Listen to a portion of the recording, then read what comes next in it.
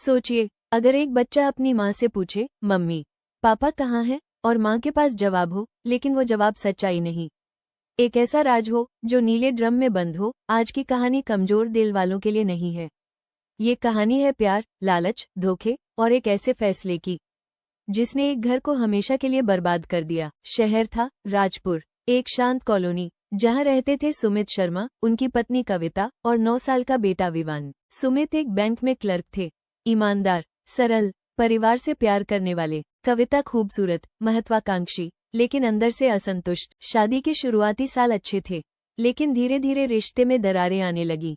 कविता को लगता मेरी जिंदगी यहीं रुक गई है, सुमित को लगता मैं तो सब कुछ कर रहा हूँ। दोनों के बीच दूरी बढ़ती गई। एक दिन फेसबुक पर कविता की मुलाकात हुई अपने पुराने कॉलेज फ्रेंड आदित्य से। आदित्य अब बड़ा बिजनेसमैन था, लग्जरी कार, बड़ी बातें, चमकदार लाइफस्टाइल। धीरे धीरे चैट, फिर कॉल, फिर चोरी छिपे मुलाकातें। आदित्य ने कहा, तुम इस जिंदगी से बेहतर डिजर्व करती हो। कविता को लगा शायद यही मेरी असली दुनिया है। एक रात सुमित ने कविता का फोन देख लिया।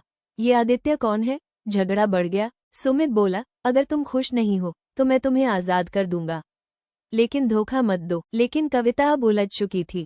आदित्य ने साफ कहा, या तो मैं या तुम्हारा पति। और यहीं से शुरू हुई वो सोच जिसने एक इंसान को राक्षस बना दिया। वो रात जब विवान अपने कमरे में सो रहा था, दरवाजे पर दस्तक। आदित्य अंदर आया। सुमित चौंक गया, ये मेरे घर में क्या कर रहा है? बहस, धक्का मुक्की। दरवाजे पर दस्तक। आदित्य अंदर आया। सुमित चौंक गया, ये मेरे घर में क्या कर रहा है? बहस, धक्का मुक्की। आदित्य ने सुमित को पीछे से पकड़ा। कविता कुछ सेकंड के लिए जड़, लेकिन अगले ही पल उसने अपने ही पति का मुंह दबा दिया। सुमित की आंखें फैल गईं। वो आखिरी बार अपने बेटे का नाम लेना चाहता था, लेकिन आवाज नहीं निकली। कुछ ही मिनटों में सब खत्म। घबराहट, अब क्या करेंगे? कविता रोई। आदित्य बोला, हमें इसे छुपाना होगा। अगली सुबह एक बड़ा नीला ड्रम खरीदा गया। सुमित के शरीर को उसमें रखा गया, केमिकल और सीमेंट डाला गया।